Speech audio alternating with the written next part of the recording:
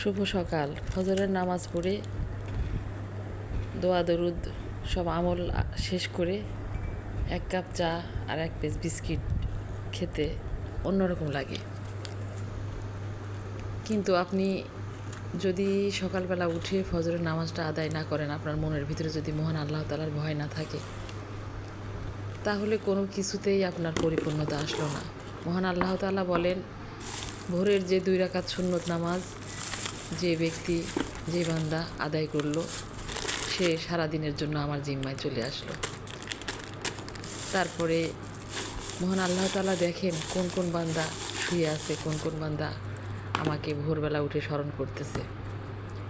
সেভাবে তার জীবনটা মহান আল্লাহ তাআলা পরিচালনা করেন। আমাদের মনের ভিতরে ভয় রাখতে হবে। ভয় না রাখলে কোনো কিছুতেই আমাদের